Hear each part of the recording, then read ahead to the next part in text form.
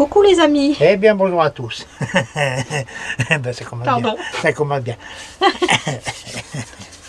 Donc, nous arrivons au mois d'août, dans quelques jours. Donc, ben, le jardin, c'est pas fini, on continue. Donc, on finit les semis d'été, c'est-à-dire radis, salade, selon les variétés, bien sûr. Et on va commencer la période de automne-hiver. Donc, voilà. Donc, toujours mes graines. Hein. Alors, j'utilise beaucoup de graines, on va dire des variétés reproductibles, mais pas que. Hein. J'utilise aussi un peu de F1. J'en reviendrai après. Hein. Pourquoi les F1, pourquoi pas les F1? Ça marche. Voilà. Alors, vas-y, dis-nous. Alors, on a quoi? Alors qu'est-ce qu'on a? On a toujours l'oignon blanc. Hein. Ça c'est août-septembre hein, pour les semis. Vous avez, vous pouvez commencer les choux cœur de bœuf. Voilà. Là c'est des choux moyens. C'est des petits choux à cœur pointu. À cœur pointu. Voilà. Donc vous les semez maintenant. Ça sera à mettre en place à l'automne pour une récolte au printemps. Voilà. Et ce sont des petits choux, hein. Ça ne grossit pas très fort. Hein. C'est pas des gros c'est pas des gros choux. C'est pas hein. des choux de 500. Hein. Non, puis même c'est pas des. C'est des pommes qui font 1 1 kg, 2, 1 kg. Voilà, ouais, maximum. Voilà. Bon, maintenant ça y est, il faut y aller pour les chicorées. Là, ça va être le dernier moment. Hein. Au mois d'août, c'est la dernière ligne pour les chicorées. Chicorées aussi frisées, pareil. Hein, c'est la dernière ligne aussi jusqu'à août. Des radis. Ça, des radis, vous pouvez encore en mettre en août, en septembre. Et pour ceux qui ont un climat assez doux, en octobre, on peut encore semer du radis. Hein. Ça lève assez vite.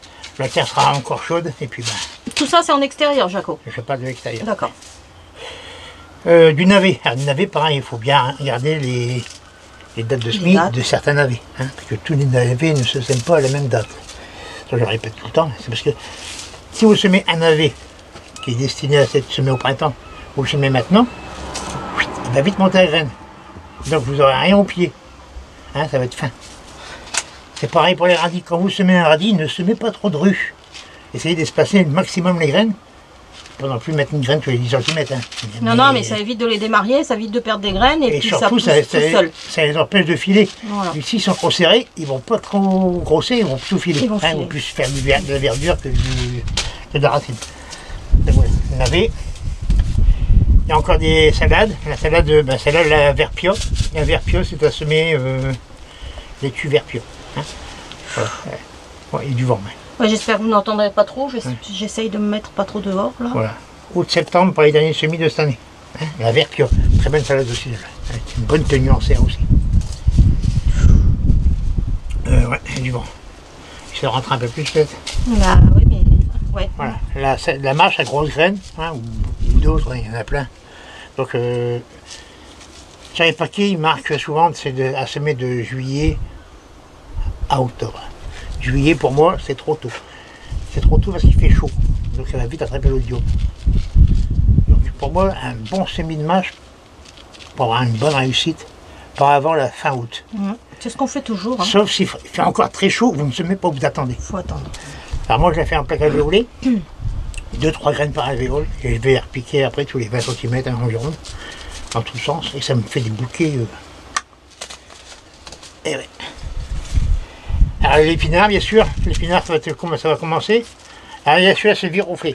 Je vais me montrer le viroflé, c'est aussi bien au printemps qu'à l'automne. Hein, celui-là, viroflé.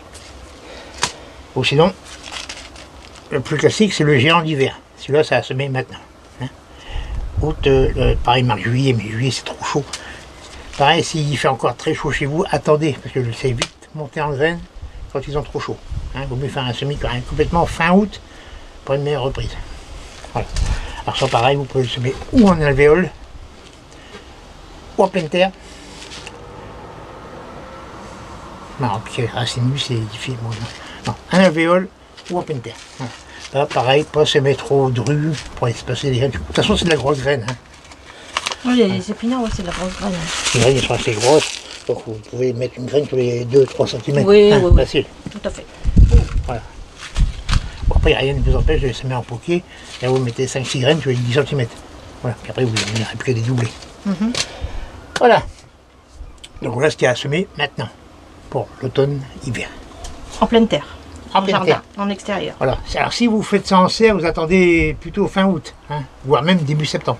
Parce qu'il va encore faire très chaud. Normalement. Et certaines variétés, ouais. Enfin en serre, c'est quand même meilleur. Ouais. Voilà. Et surtout, c'est une terre bien humide, bien travaillée, c'est-à-dire bien un ameubli. Bon, c'est pas de la grosse racine, donc ameubli en surface, hein, sur 5-10 cm. Et toujours maintenir humide. Ça, c'est la clé de la réussite pour un bon semis. Toujours maintenir humide. Voilà. Si vous ne pouvez pas les oublier, prenez l'habitude de les arroser une fois par jour. Voilà. Même si c'est léger, passez un coup à l'arrosoir dessus une fois par jour. Voilà. Pareil pour les alvéoles. Les alvéoles, c'est surtout ne jamais laisser sécher les alvéoles. Jamais laisser sécher les alvéoles. Si un terreau assez que de la figue de coco ou de la tourbe, une fois qu'il est sec, c'est foutu après. Pour le retremper après, c'est dur. Voilà. Donc à savoir qu'un terreau, c'est un support. Hein. C'est un support de culture, le terreau. Donc c'est pas à laisser longtemps dans un pot ou dans la alvéole. Dès que c'est assez grand, on va repiquer, hein, ou on rempote. Voilà, bon les choux, pareil. Hein, si vous les semez en alvéole, attendez pas non plus trop longtemps avant de la piquer. Voilà, pas pour que ça meure de faim. Voilà, pourquoi les fins et pourquoi pas les fins? Bon, pour des salades, pour des navets, des carottes, du fin, il n'y a pas beaucoup de gramin. Oh non, Jaco. Il n'y a pas beaucoup d'intérêt. Sauf, après, c'est les cultures qui prennent beaucoup de place. Comme nous, on prend le concombre, on prend du fin parce que un concombre, quand il pousse, ça prend de la place. Et quand on a un petit jardin comme nous, c'est-à-dire que nous, on a vraiment une petite surface, si on met de la culture qui prend beaucoup de place, on va être limité après.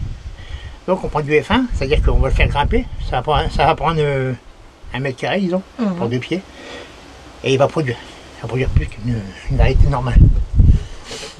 Parce que le F1 c'est fait pour ça, c'est-à-dire que le F1 c'est fait pour produire plus. C'est pour ça que c'est assez utilisé par les professionnels. C'est des variétés qui vont produire beaucoup plus. C'est utilisé aussi en agriculture bio. Voilà, parce que le F1, c'est pas, je sais pas que je l'ai dit, hein, si vous faites pousser du F1, normalement, avec une bonne terre, avec des amendements naturels, vous aurez du naturel. Si vous faites pousser, je prends l'exemple de la tomate, parce que la tomate c'est le plus classique, vous prenez la tomate, on va prendre la tomate, si vous mangez de la tomate au mois de décembre, il faut bien vous dire que cette tomate-là, c'est de la merde. C'est une tomate qui n'aura jamais vu la terre, ou presque, et qui va pousser avec une perfusion d'engrais. C'est du goutte à goutte d'engrais chimiques tout le temps. Donc voilà, ça c'est de la merde. Voilà. Après, une tomate F1 poussée en pleine terre, elle a quand même du goût. Hein, pour le goût du terroir quand même. Voilà. Donc c'était pas pour faire des éloges à F1, c'était pour remettre les pendules à l'heure. Pour expliquer un petit peu parce que... Voilà, pour remettre l'église au milieu du village. Ouais, on va dire ça. Voilà. Donc voilà, donc pour les fleurs là c'est le moment aussi de faire quelques boutures. En août, septembre, octobre, vous pouvez commencer les boutures du géranium. L'inconvénient, c'est qu'il faudra les garder au chaud tout l'hiver.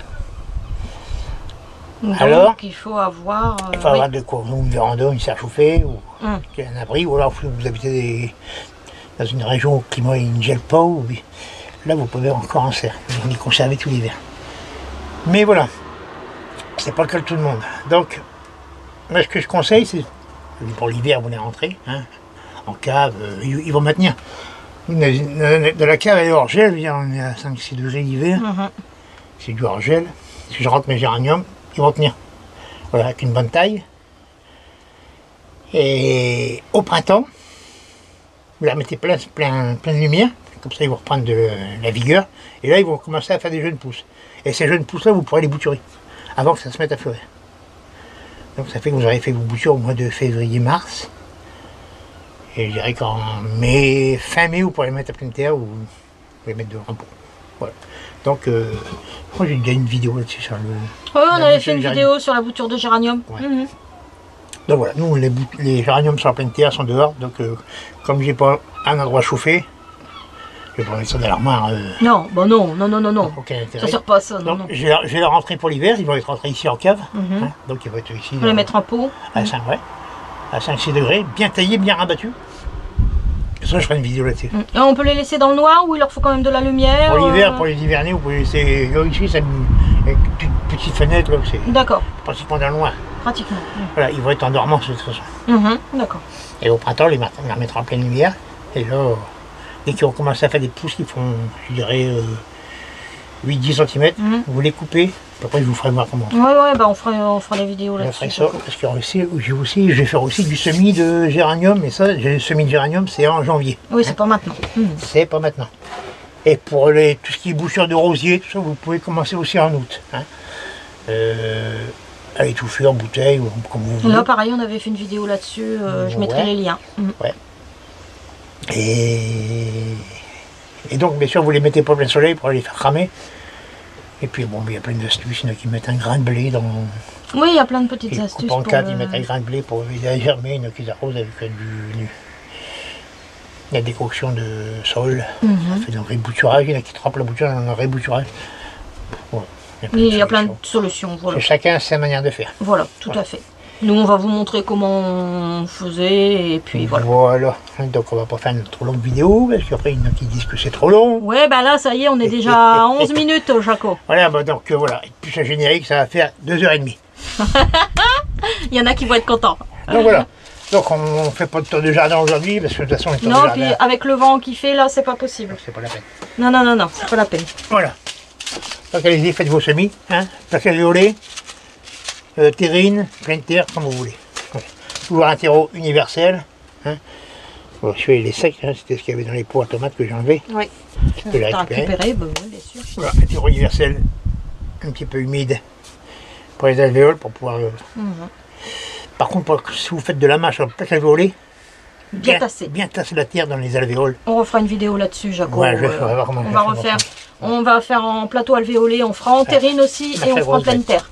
Moi, j'utilise souvent la mâche à grosse. Il y en a plein, hein. Mais nous, on préfère Oh, il y en a celle-là. plein, oui. Ça À fait chaque quoi fois, on revient sur celle-là. Ouais, on préfère On, celle-là. on a testé d'autres et on préfère vraiment On a celle-là. essayé la coquille de louvier, tout ça. Mais On aime moins. Voilà. Bon, après, c'est chacun ses goûts. Hein. chaque salade a son goût. Tout à fait.